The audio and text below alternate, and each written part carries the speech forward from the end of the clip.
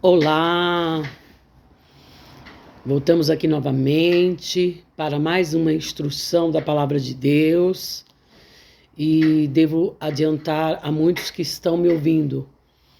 As instruções que tenho tentado passar aqui, ela não vem somente de minha sabedoria, mas ela vem da Palavra de Deus, que quando nós buscamos estudar, buscamos entender da sua palavra, ele também nos revela.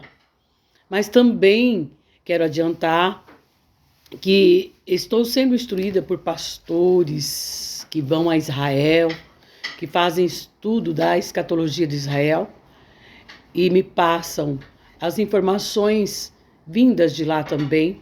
Muitas coisas a gente, entende porque a gente busca esse conhecimento, por eu estar fazendo um estudo com pessoas, com mestres que buscam também, porque o céu não é conquistado somente por ouvir, mas por o seu esforço. Quando nós nos esforçamos em buscarmos o conhecimento, em buscarmos a palavra do Senhor, ela se achega até nós como bálsamo, suave, da cura, da sabedoria, do discernimento. E há dias o Senhor falou através da palavra de Gênesis, no capítulo 2, no versos 27. Assim Deus criou os seres humanos. Ele os criou parecidos com Deus. Ele os criou, homem e mulher, e os abençoou, dizendo: tenham muitos e muitos filhos, espalhem-se por toda a terra e dominem, e tenham poder sobre os peixes do mar, sobre as aves que voam no ar e sobre os animais que se arrastam pelo chão. Para vocês se alimentarem, eu lhes dou todas as plantas que produzem sementes e todas as árvores que dão frutos. Mas para todos os animais selvagens, para as aves e para os animais que se arrastam pelo chão, dou capim e verduras como alimento. Lá no 8, depois o Senhor Deus plantou um jardim na região do Éden, no leste, e ali pôs o ser humano que ele havia formado. O Senhor fez com que ali crescessem árvores lindas de todos os tipos, que davam frutas bons de se comer. No meio do jardim ficava a árvore que dá vida e também a árvore que dá o conhecimento do bem e do mal. O que o Senhor nos revela nessa palavra? Às vezes nós nos deparamos com sites, com pessoas falando mal dos pastores que apregoam os dízimos e as ofertas, alçadas nas igrejas. Pessoas detonando mestres que ensinam a palavra de Deus, mas que não têm nenhum conhecimento, não detêm nenhum conhecimento da palavra de Deus. Se acham no direito de falarem, de chamarem as pessoas de ladrões, de chamarem pastores de ladrões, igrejas de ladrões. E a gente tem visto isso muito pelos meios de comunicação, nas internets, principalmente nas internets, que tem sido um dos meios mais populares para divulgar, a comunicação, mais do que TV, mais do que rádio, porque ela tem sido a chave, para unir e desunir pessoas, para proliferar a palavra do bem e também proliferar a palavra do mal. E eu fiquei meditando, falei: Senhor, me dá uma palavra sobre isto, porque o homem sofre pela desobediência, o homem sofre por não seguir as instruções de seus mestres. É claro que há muitos que irão fazer as coisas de Deus para enriquecimento lícito. Claro que há muitos que irão fazer as coisas de Deus para os seus próprios deleites. Isso a palavra de Deus disse. Mas nós não podemos generalizar as coisas e dizer que todos são iguais. Não é verdade? Há pessoas de caráter, há pessoas de caráter libado de Deus, há pessoas que estão trabalhando para Deus e fazendo a obra de Deus com sinceridade, com honestidade. E não podemos marcar essas pessoas por aqueles que não têm caráter, por os covardes que se chegam ao reino de Deus para os seus próprios bens, para os seus próprios deleites. Então, o que Deus me deu nessa palavra? Quando Deus separou aqui, ó, quando ele fala aqui, o Senhor fez com que ali crescessem árvores lindas de todos os tipos, que davam frutas boas de se comer. No meio do jardim ficava a árvore que dá vida também, a árvore que dá o conhecimento do bem e do mal. Adão e Eva, quando Deus formou Adão e Eva, Deus deu de tudo para eles no jardim. Só que Deus ordenou Adão e Eva, não coma do fruto dessa árvore. Não comam do fruto dessa árvore. Deus deu livre acesso a tudo que estava no jardim, chamado terra, né? E o jardim do Éden era aqui na terra. A tudo vocês podem comer, menos dessa árvore. E por que Deus puniu Adão e Eva? Porque eles não escutaram a voz de Deus, eles não obedeceram à voz do Senhor. Eva passava por perto daquela árvore e a cobiçava. Os seus olhos eram como chamas de fogo, porque ela pensava em seus pensamentos e cobiçava com seus olhos. Ela olhava naquela árvore e pensava, mas por que o Senhor não quer que nós comamos daquela árvore, do fruto daquela árvore? Eva não se identificou com a mensagem que Deus teria dado tudo para eles.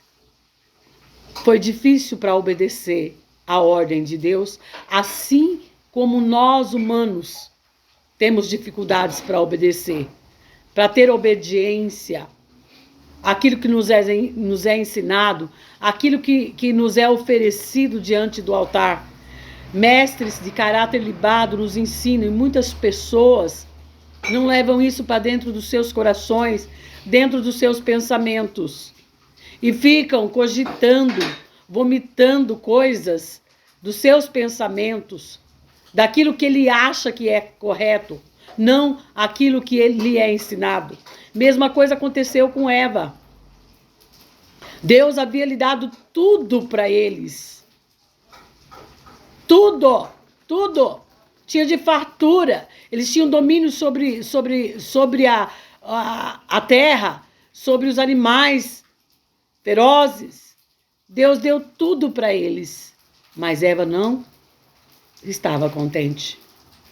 Ela cobiçou a árvore que Deus havia lhe dito para não tocar. Ela e Adão. A serpente, que é o diabo, ele sabe.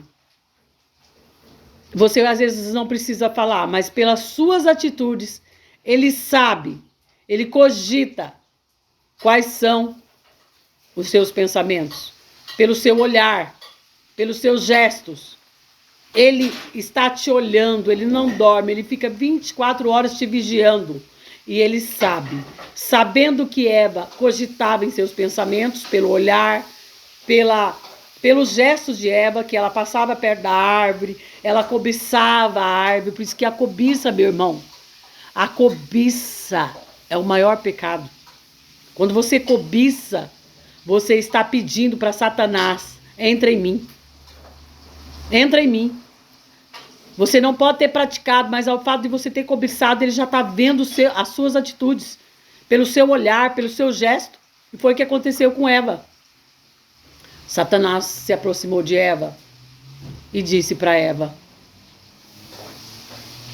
Deus não quer que você coma desse fruto, porque Ele não quer que você conheça o que Ele conhece. Ele quer que você continue do jeito que você está, sem ter conhecimento algum. E a partir do momento que você tem o conhecimento, você não vai morrer, você vai viver. Você vai ser igual a ele. E ele não quer que você seja igual a ele. Olha o que o Satanás plantou no coração de Eva. Então, Eva foi e tocou na árvore e deu. E chamou Adão, que estava distraído andando pelo jardim.